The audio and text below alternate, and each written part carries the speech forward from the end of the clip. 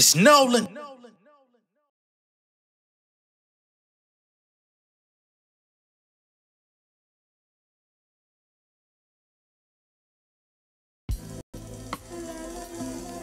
Yeah. It's J Nolan, baby. DJ Red Handed. Lean Leezy, what up? Yeah. Let's see what we cooking up today. Check. Subtle flexes turn the lessons I perplex on my drug of choices progression. I'm hungry in all my sessions I grind. Making product plan to pop up till we sell it. I ain't tripping off the credit. They call me a living legend. I've been in the circle of bosses due to my pops. He breed hustle. Every place that we live, he opened up shop from selling tapes, doing clothes, doing shows. Truth be told, I was grown 2 years old. Grew up with an older soul. Yeah, head nods don't get me hype. Show you what I'm really like. This music information I can charge them by the gigabyte. The kid is nice, flipping flows. Treat them like O's. His clientele buy and sell, whether friends or the foes. Eyes on the cardi, got them open like shots of Bacardi. This black business hit the mark like a Sharpie. I used to serve up coffee, lattes, but not a plot change. I'm suave, building the movement from the underground up like Tajay. Niggas find Jay when it's time to start talking bags, huh? Touching green like lawnmowers, fresh out the grass, huh? Pen game portfolio, getting them testimonials. Visual and audio, running this shit like cardio. Red on the drums, hey, Lizzo on guitar. Shit is easy for the squad, we don't need no facade. Sipping Pellegrino, Filipinos, they call me Tito. Tell them haters cut the bread like keto, sharp as a needle, hey. Oh, yeah. Yeah. It's smoke. Oh. That old school West Coast bound, drum 808.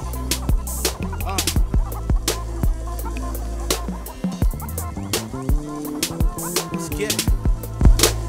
What's going on, y'all? It's the kid J Nolan here. Welcome back to another episode of Inside the Industry, your number one source for music, entertainment, commentary, and breakdowns. That intro y'all just seen, that was just a little quick hookup jam session with myself, J Nolan, my homeboy, DJ Red Handed, and Lean Lizzy, some Atlanta legends out here, you know what I'm saying? We just did that on the cuff, off the cuff, around the time we was doing our price of admission project. If you haven't heard that one, you could go on our streaming platforms and get that J Nolan, DJ Red Handed, price of admission, legal hustles from that project. I've played that on here. I've played quite a few of those songs in the course of the Inside the Industry show, but you know, whatever. Moving on into the actual contents of today's show, we're going to start this out with Kash Doll. Okay. Now, unfortunately, well, fortunately plus unfortunately, let's start there. Kash Doll and let's just say Kash Doll. She just welcomed her second child, and just weeks after delivering this child, she's now separated from the child's father, Tracy T, who she's been with for a couple years now. I think they dated back in the past. Life took them in different directions. They got back together, worked some things out, and unfortunately, it seems on the heels of having another child, shit ain't working out. Shit ain't really working out. Things ain't really working. No. Shout out to Jid. And in the midst of all of this happening, I don't know how the word got out that they split, but it seems people on social media have not been all that kind to Miss Kash Doll. People have been trolling her. People have been trying to say how y'all gonna break up. Y'all need to stay together for the kids and all this other type shit.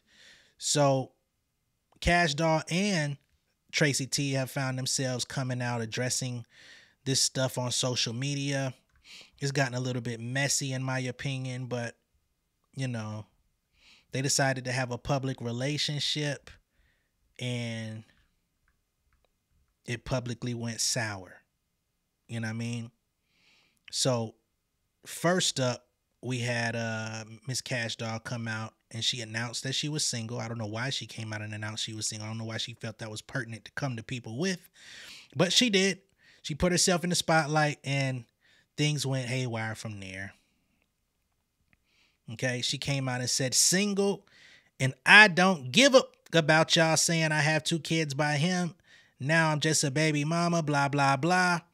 I'm not dealing with just anything to keep my family together. Okay? That's Kash Doll. she then decided to do a video, or well, she went on live, and she kind of started addressing some of the negative comments that people were putting in circulation for her, which I can understand, because even on this channel, I deal with negative comments and stuff. And, you know, when they coming at you fast and niggas want to be flippant with the tongue, yeah, hey, man, you going to get with some of these niggas every now and then, man. So here's what Kash Doll had to say on the live. Right, because y'all talking about my relationship more than me. Life goes on. Yeah, and then especially when you have a little girl, you just be like, oh, no, I'm not dealing with that type of shit. And why y'all keep coming on here talking about y'all sorry for my breakup? Leave me alone. I ain't sorry. And y'all keep talking about a ring and being married. That shit don't stop neither. All that do is just make it harder for you to break up with somebody. Because now y'all got to go to fucking court. That's all that do. That shit don't make nothing. Like, look, I had my baby for me. My babies came from me. Because I wanted my babies not to keep a motherfucker around. So don't ever get it twisted. Don't act like, oh, she's just stuck. I ain't stuck, bitch, I'm rich. Buka. I ain't downplay marriage, but y'all act like marriage is everything. You can break up when you married too. You can break up when you in a relationship. You can break up when you're not in a fucking relationship. So you can break up at any time. I just hate how y'all just make it seem like that's the way of life. So you want a woman to turn fucking 30, 32, 35 without no kids because she waiting on a nigga to do the right thing? You wait on a nigga to do the right thing, you won't never have no motherfucking kids. And we here to reproduce. So guess what? I had my kids. They here and I love them. They mine. And fuck whoever got something to say about it. How about that? How about that? I feel like as women, y'all should we should put ourselves first anyway. And that ain't got nothing to do with just men. It's just period. We bring so much to the table. It's just shit.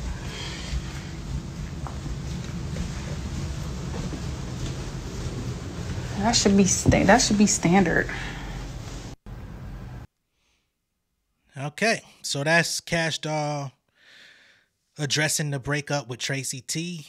Unfortunately, things just didn't work out. I don't know, man. I kind of feel like it won't be too long before they mosey their way back to each other. I mean, especially with two young children.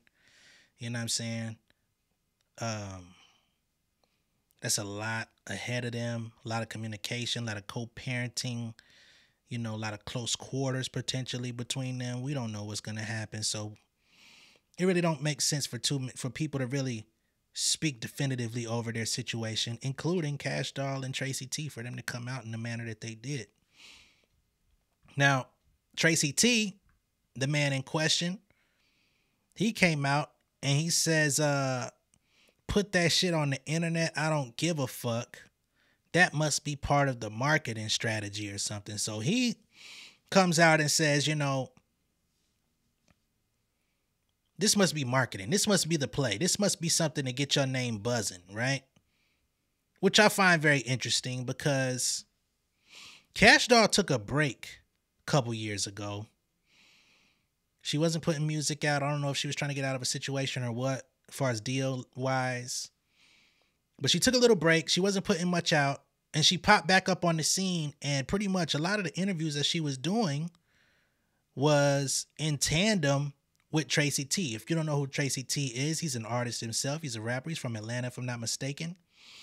And it almost seemed like it was her mission to, like, bring him along for the ride. You know, put him in front of the press, put him in some of the interviews that he wasn't going to get for himself. It was a family thing, which I'm not going to fault her about because she wanted to do what was best for the family, you know, put her man on. And ain't nothing wrong with that. You know, she did it out of the kindness of her heart. She did what she felt was right at that time. They both artists. They both in the industry. She's a little bit ahead of him. Yeah, why not give him a leg up? That was smart. But I did feel like it was a little bit excessive, like really putting him on Front Street like that. Of course, he is known out here in Atlanta. He works with people. He's contributed to some popular music and stuff like that. He's not no bum. But it's just something I took notice to, and I was like, okay, that's what Kash Doll on. More power to her. Salute. But again, when you put your relationship in that spotlight, in that manner, you have kids, this whole pregnancy that she just went through, she basically showed the process online, doing the updates while shopping, all of the emotional roller coasters. She was doing content for TikTok and all this type of shit, Instagram Reels. So now people are paying more attention to what you got going on.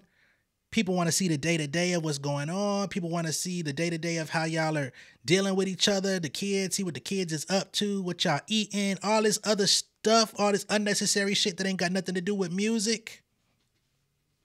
Some people try to use these things as, you know, an extra lifeline to like get more press, to get more coverage, you know. And I'm not saying that, I'm not saying this in a negative fashion, but people use their family as like another way of keeping engagement, keeping people interested, perhaps trying to get a TV show. You know, it's a couple different ways you could hustle the situation. But it just didn't pan out. And now this dude is talking about this must be part of the marketing. Well, if it is, strap on, enjoy the ride. Because you was part of the marketing when she came back out in the scene. You became part of the marketing. She wanted to promote your ass and market you. So much now that we got blogs that act like they give a fuck what you talking about because it's related to Kash Doll.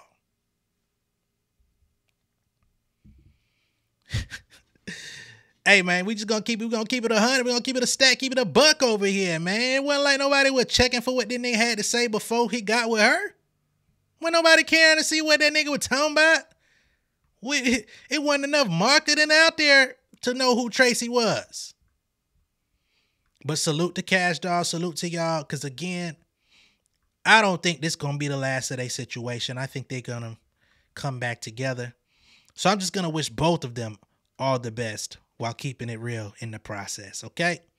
We got that out the way. We're gonna move forward with the show. Next up, we've got C Breezy, Chris Brown. Found himself in a little bit of trouble lately. I don't know what's real or fake with this particular story. So they say Chris Brown and Yella Beezy have been sued for approximately $50 million over an alleged backstage beatdown. Ain't that about a bit?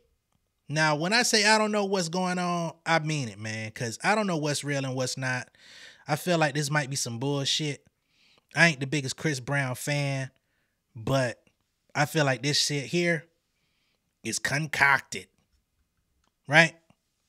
So TMZ says Chris Brown's 11/11 tour has been marred by some serious thuggery. I don't like how y'all started that. According to a new lawsuit accusing the singer of orchestrating the assault of several men. According to legal docs obtained by TMZ, Brown, Yella Beezy, and CB's entourage Lieutenant Cinco Siege and Live Nation are all facing a lawsuit filed by the 4 alleged victims who are seeking a whopping $50 million. Brown's 11/11 tour hit Dickies Arena in Fort Worth, Texas on July 20th, and after the show let out, the plaintiffs Larry Parker, Joseph Lewis, Charles Bush, and DeMarcus Powell say that they were invited backstage and escorted there along with approximately 40 women for a post-concert hangout. Okay. The plaintiffs say it took Chris about 30 minutes to enter the VIP area where they'd grown tired of waiting and began to make their exit. 30 minutes after a show, I don't feel like that's too long to wait, if I'm being honest. This motherfucker went on stage. How long has Chris Brown said on this tour? He's a headline artist with about 12 albums with 150 songs on each. That nigga go out there and give y'all about 2-3 hours of entertainment. Nigga can't get 30 minutes to goddamn get himself together, compose himself, wipe the sweat off his face and ass. Pause. The plaintiffs say it took Chris 30 minutes to enter the VIP area where they'd grown tired of waiting and began to make their exit, but not without saying goodbye to the guest of honor.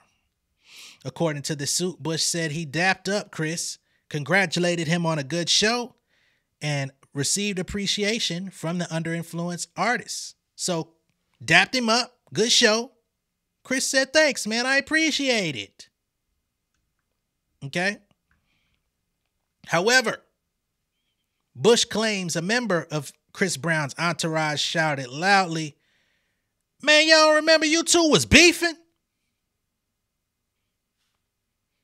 So, some nigga just decided allegedly to say, "Hey, don't shake that nigga hand, blood." That's what I'm assuming, CB's affiliated. "Don't shake that nigga hand, blood. You don't remember y'all niggas was into it?" To which they say Chris Brown said, "Oh yeah, we was. What's up, nigga?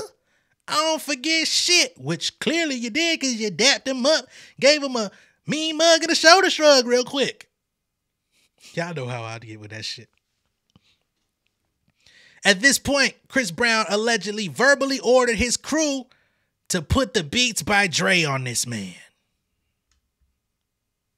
This is TMZ. They said to put the beats on him. So, in court documents, Mr. Bush is claiming he was surrounded by about 7 to 10 goons who then punched and kicked him. He also claims an entourage member known as Hood Boss threw a chair at this man's head. Where's the rest of the people that were at the meet and greet? Did this happen or did it not? Did the photos from the meet and greet happen after the show? Because y'all know he does these meet and greets where he holds on women booty, put them on his back, do all type of shit, $1,000 a pop. Somebody has to know something. Or did this really happen? Was there a real altercation? Someone please from Texas let us know. The plaintiffs also allege that Chris sent Yella Beezy and co. to quote-unquote fuck up Parker, chasing him into a dead-end staircase with a locked door. Ooh, locked door. Parker says he was punched and kicked in his head for over 10 minutes after Chris encouraged all of his companions to get in on the action. "Come on here, nigga. Fuck him up, too. Hey, you, little 10-year-old, nigga, put the cheeseburger down. Get in on this shit, man. You're going to get..." Come on, dog. This is what they saying. All 4 men say that they've suffered severe injuries and had to undergo various medical treatments. Their attorney, Tony Busby, says at least one of them remains hospitalized and vowed to bring CB to justice. In addition to the $50 million in damages, the plaintiffs have also filed for restraining orders against Chris Brown, Beezy, and Cinco Siege. We've got a statement from attorney Tony Busby who says, "We filed the suit last night alleging that on Saturday night in Fort Worth, entertainer Chris Brown, along with his entourage, attacked and brutally beat several men who had just attended his concert. Multiple police reports have been made. At least one of the men beaten remains hospitalized.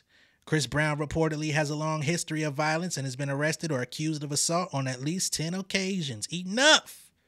The lawsuit the Busby law firm has filed seeks damages on behalf of the 4 men brutalized with the hope of obtaining justice for these victims and putting an end, once and for all, to the intolerable and thuggish behavior set forth in this lawsuit." Now, I can't tell you what Chris did or didn't do. It just seems too much of a movie scene for me personally. But I don't know. These guys, let me just say this. If this did happen, because I'm not going to put it past, but how is it that Chris and his crew, or his crew and Chris, because they brought it to his attention, that y'all previously had beef? I would love to see the lawsuit where they detail that. I don't have access to it at this current time. But I would love to know if there's anything addressing the so-called beef between Chris and this plaintiff. Because if there is any validity to the claims, if y'all had an issue and you decide you wanted to bring your ass backstage to come see the nigga, did you really want to come congratulate him?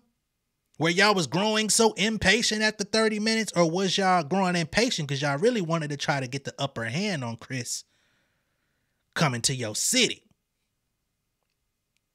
I don't know. But if we got to look at all realms of possibility until further evidence is proven, somebody somewhere if it was 40 women, one of them motherfuckers pulled out the phone.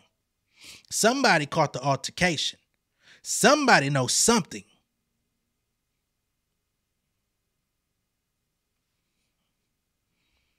Till we get further information, this is all just hearsay. But, if there was no beef, if there was no previous issue between y'all and Chris and his team just took it upon themselves to jump y'all niggas and fuck y'all up, hey, I hope y'all get what y'all deserve. But if y'all tried to play this and thought y'all was gonna get the upper hand, you thought you was finna dap this nigga up and one of your homies was gonna come in and try to run a blue 42 hut, and y'all plan got thwarted because they got to you first, I have no sympathy for you. We'll see how this thing evolves. Moving right along, we've got ESTG's manager, unfortunately, was unalived at his hometown Louisville concert. Damn. Fuck. Okay. The manager for Yo Gotti's CMG Records artist ESTG is unalived after a shooting that happened on the heels of the label's homecoming concert, an event where cops anticipated potential violence. Damn. This is why I say this hip-hop shit be getting out of control. Louisville police spokesman Aaron Ellis told local outlets they found the 31-year-old EST Big Beach, real name Devontae Beach, with gunshot wounds inside a vehicle close to where the Sky Dweller rapper performed Saturday night. Beach was pronounced dead on the scene shortly after EMS arrived, and police are now searching for suspects. ESTG was home for his Summer Jam event at the KFC Yum Center, featuring guest appearances from Yo Gotti, 42 Doug, Lil Baby, I Swear Vizzo, and more. But police were leery of danger and put out a PSA ahead of the event. That's sad. This is why I be saying, you know what I mean? Because the fact that we gotta, and I say we as a collective in hip hop, because I'm an artist and performer myself, but, not on that magnitude.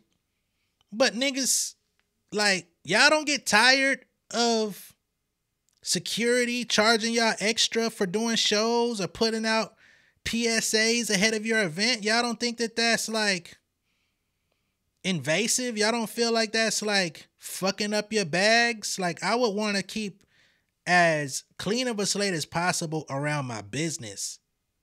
Now, I'm not saying you're at fault, and of course, y'all are mourning your manager, EST. So I'm not saying you're at fault. I'm just saying at a certain point, we got to start really looking at what we're doing, how we're carrying ourselves, what type of niggas we keeping around us, what type of energy we're projecting out into the world that means that we're receiving the same or worse back. Because why did they predict violence and it just came?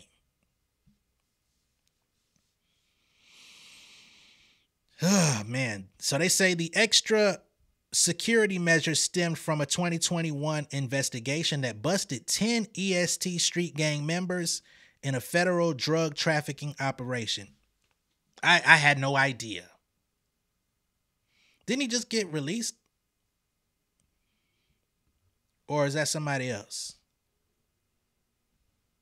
He was in jail, wasn't he? So,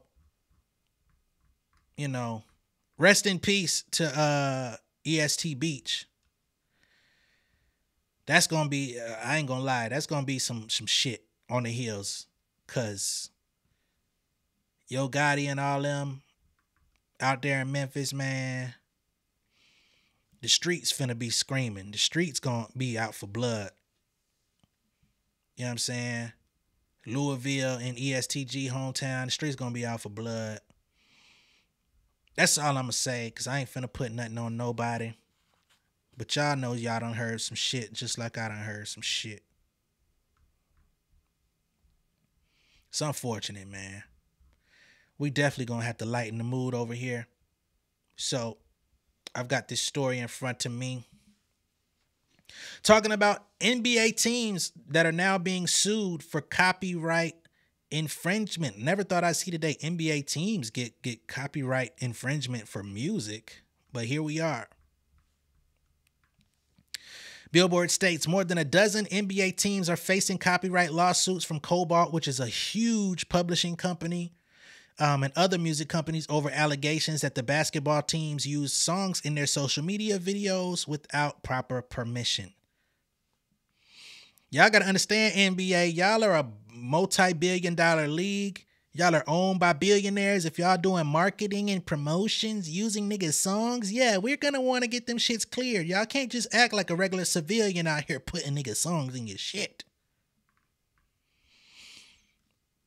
In 14 separate actions filed in federal court this weekend, Cobalt and others accused each team of using copyrighted music in promotional videos on Facebook, Instagram, YouTube, TikTok, and Twitter to increase viewership and engage their fan base. In the case against the New York Knicks, the music companies accused the team of using songs by New York legends Jay-Z and Cardi B. Oh, so they're using hometown artists. Makes sense. The case against the Philadelphia 76ers cited use of songs by Philly native Meek Mill. In the action against the Atlanta Hawks, the complaint said the club had used music by Atlanta's own Migos and Outkast. But in each case, the overarching allegation was the same, that a sophisticated corporate entity had stolen music that they knew they were supposed to pay for. See, what a lot of people don't be understanding, when you want to play music, you got to pay for a license to use it, especially if you're trying to do audio-visual work. Now, if you're just a non-profit person, you're just at the gym one day, you're at Planet Fitness, you're at LA Fitness rather, because they got the basketball courts. You crossing niggas, you putting shots up, you just a regular nigga. They ain't coming for you. Yeah, you could go to the motherfucking music, you know what I'm saying? They got a whole music directory for your ass on any of these apps. But we're talking about a multi-billion-dollar league. They say defendants are acutely aware of the protections that the copyright laws of the United States afford. Lawyers for the music companies wrote in language that appeared in each lawsuit. The teams utilize the full extent of legal protections available for its own intellectual property, while simultaneously knowing and willfully infringing on the intellectual property rights of the plaintiffs. Now, that's a motherfucking fact, because if I come out here using y'all logos on some shit, y'all coming for my ass. Right? So, yeah, I'm with y'all. In addition to the Knicks, 76ers, and Hawks, the lawsuits targeted the Cleveland Cavaliers, the Denver Nuggets, the Indiana Pacers, the Miami Heat, the Minnesota Timberwolves, the New Orleans Pelicans, Orlando Magic, Phoenix Suns, Portland Trail Blazers, Sacramento Kings, and San Antonio Spurs. Half the motherfucking league. A spokesperson for the NBA was not in a rush for comment. Other music companies who signed on to the lawsuits include artist publishing group Notting Hill Music and Prescription Songs. Social media platforms like Instagram and TikTok provide huge libraries of licensed music for users to add onto their videos, but there is a key exception. These songs cannot be used for commercial or promotional videos posted by brands, aka NBA teams. That kind of content requires a separate sync license, just like a conventional ad on television. In recent years, music owners have cracked down on brands that blur those lines via social media. All three major labels sued drink maker Bang Energy for using hundreds of copyrighted songs in TikTok videos, with Universal and Sony eventually winning their judgments. The owner of the Space Jam song, you know, the shit from Space Jam, the one with the Michael Jordan and all them niggas. They filed several lawsuits over the past year, including suing a minor league baseball team that used their famous 1990s track in a Facebook video. They even sued the minor league. Earlier this month, the Beastie Boys sued owners of Chili's. We talking about baby back ribs. Chili's. For using the trio's song Sabotage in social media clips that spoofed their famous music video. So basically, we ain't playing with you hoes. Run us our check. Y'all paying these niggas 150 million. You paying bench players 75 million. Run us our money. The fuck y'all think we doing out here? We think what you think I rap for? To push a fucking rap for?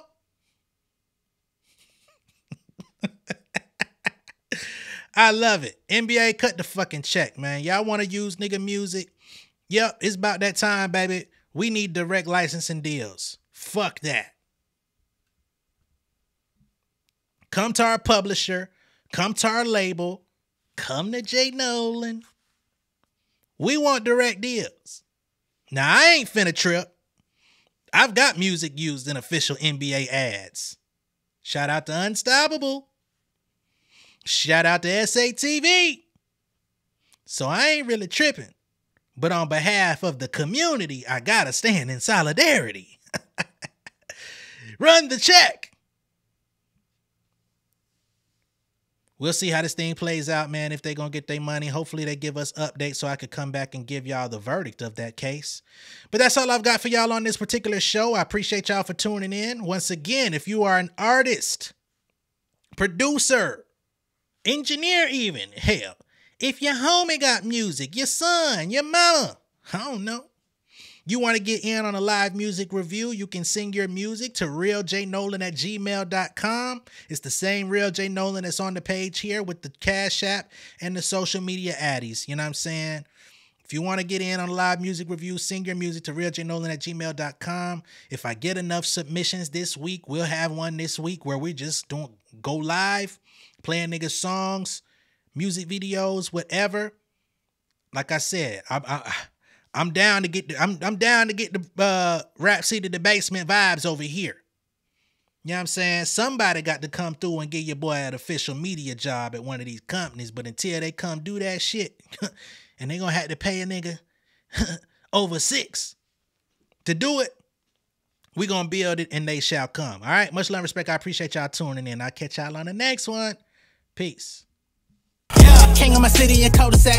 Coming, I swinging like soldier rag. Leading my people like quarterback. But I study this shit, I'm an almanac. Had to get up and grind. Knowledge is booming, I'm here to apply. Came with the chip and the dip, it just single the mind. We finna do more than survive. I need my check.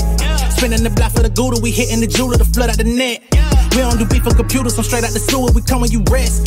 Niggas be looking perplexed, so keeping my foot on their neck. No map, I trust my gut for the quest. But drama, I'm fully abreast. I was ready for years and they died of me. All of a sudden they tell me they proud of me. I been dropping these haters like calories. Cross some out, came back with some boundaries. Stand for my honor, but you run no corner. Packing the stick with a drummer. Wanna catch my bad, won't fumble. I done came too far to be humble.